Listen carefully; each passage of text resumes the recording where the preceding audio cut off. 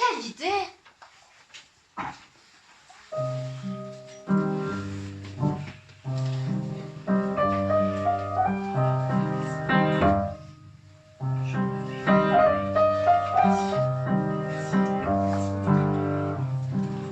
Ce matin, la famille d'écureuils est descendue du grand pas en catastrophe.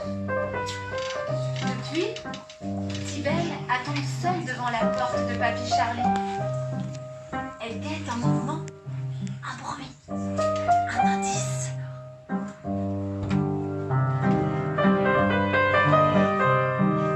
Soudain, son papa sort sur la pointe des pattes.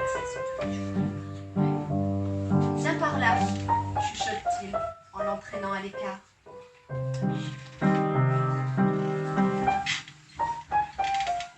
Tibelle est inquiète. Son cœur cogne fort lorsque son papa lui confie. Tu sais, ton grand-père est très... farceur! Tente de deviner Tibelle.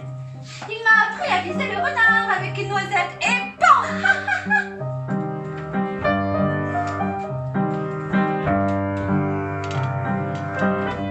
Papa sourit, mais ses yeux sont humides. Oui, tu as raison. C'est un sacré farceur. Hélas, Charlie est aussi très... gourmand, hésite Tibelle en pensant au repas de famille. Non. Il est très malade, soupire son père. Il va nous quitter. Papy Charlie va partir? Non, il va bientôt mourir. Tibelle bondit. Mourir? Mais quelle idée! Ça ne se peut pas! Charlie a besoin de repos. On ne sait pas quand ça arrivera, murmure papa en cherchant ses mots.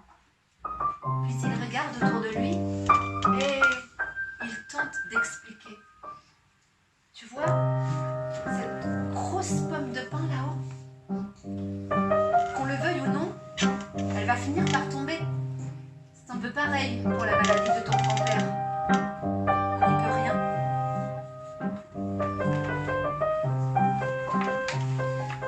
Pour rentrer à la maison, Tibelle rejoint les hautes branches par petits bouts et s'arrête tout à coup à hauteur de la grosse pomme de pin. La jeune écureuil la défie d'abord des yeux, puis elle s'écrie ronchant. On n'y peut rien, c'est ce qu'on va voir. Tu ne tomberas pas, jamais. Ni une ni deux, elle se met au travail. Elle fabrique une cordelette de brindilles, la trempe dans quelques gouttes de résine et Amberly picote avec soin la queue de la pomme de pin. Voilà, mission accomplie. Si le fruit ne tombe pas, il n'y a aucune raison pour que Papy Charlie s'en aille.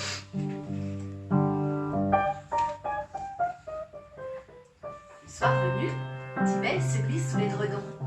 Elle repense à la pomme de pin. Grâce à elle, les choses vont changer. Demain, son grand-père ira mieux, c'est certain. Mais dehors, le vent souffle de plus en plus fort. Tibelle se réveille en sursaut au milieu de la nuit. Elle entend les branches qui craquent et l'écho des volets qui claquent. Une tempête arrive, pas une minute à perdre. L'écureuil bondit hors du lit et s'élance dans la nuit. La pomme de pin est toujours à sa place, mais la tâche risque de céder. Tibelle attrape le fruit et le serre contre elle. Tu ne dois pas tomber, tu n'as pas le droit. La neige s'en mêle, la petite écureuil lutte de toutes ses forces pour le retenir. Un peu plus tard, des cris retentissent au cœur de la tempête. Tibelle! Tibelle! Toute la famille est à sa recherche. Sa maman l'aperçoit la première. Mais que fait-elle avec cette pomme de pin? La pomme de pin? Mais quelle idée! S'écrie son papa. La petite écureuil tremble de froid. Les larmes coulent sur ses joues, deux fois plus que la neige. La tempête a gagné. Elle n'a rien pu faire. Cette fichue pomme de pin est tombée par terre.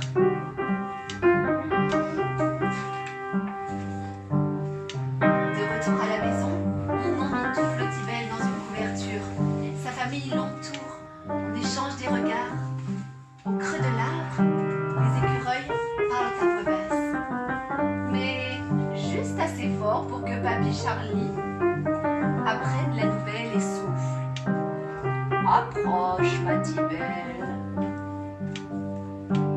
Le grand-père demande un brin étonné. Tu as vraiment essayé de retenir cette énorme pomme de pain toute seule? Tibelle hoche la tête et murmure. Vous allez quand même tomber. Parfait, dit Charlie avec un clin d'œil complice. Dans ce cas, tu vas pouvoir me rendre un service. Alors, le vieil écureuil se penche doucement pour chuchoter à l'oreille de sa petite fille. Ils se quittent avec des sourires, un câlin, une promesse aussi.